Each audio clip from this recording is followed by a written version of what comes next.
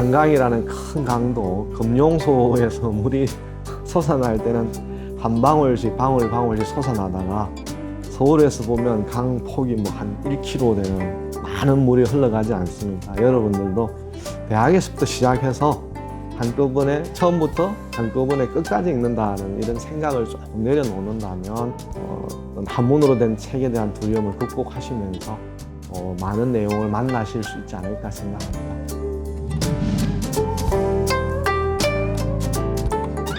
제가 자랄 때는 좀 학교에서 이제 한자를 배워서 좀 한문에 대해서 그렇게 이제 거리감이 좀 없지만 지금 세대들한테는 이제 한자가 거의 그림이거나 공포가 있는 것 같아요. 또 연령대에 따라서 한문 교육을 받은 세대도 있고 그렇지 않은 세대도 있고요. 그 때문에 아마 동양 고전에 대한 어떤 두려움이 자연스럽지 않나 생각합니다.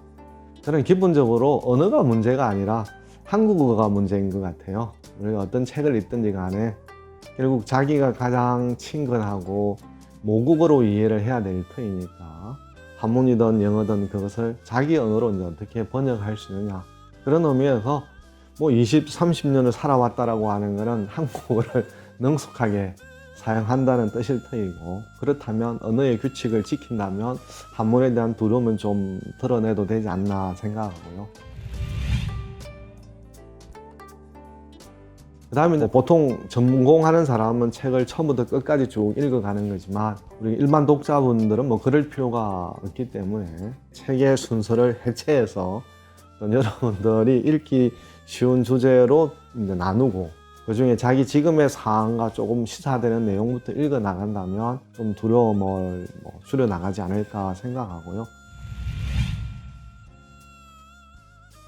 그런 의미에서 처음부터 끝까지 한꺼번에 읽는다라는 것에 대한 기존의 어떤 책에 대한 어떤 독서에 대한 나름대로의 규칙이라 그럴까요?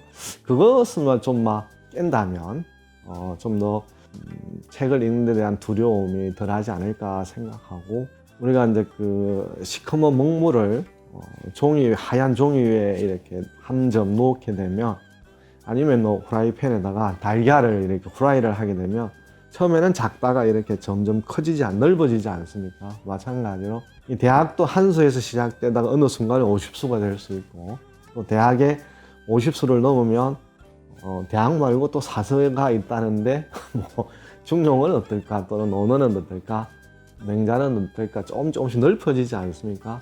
그런 의미에서 처음부터 너무 큰 계획을 잡지 마시고 한 수에서부터 시작하면 사수로 나아가고 더 관심을 넓혀가는 게, 한강이라는 큰 강도, 금룡소에서 물이 솟아날 때는 한 방울씩 방울씩 솟아나다가 서울에서 보면 강 폭이 한 1km 되는 많은 물이 흘러가지 않습니까?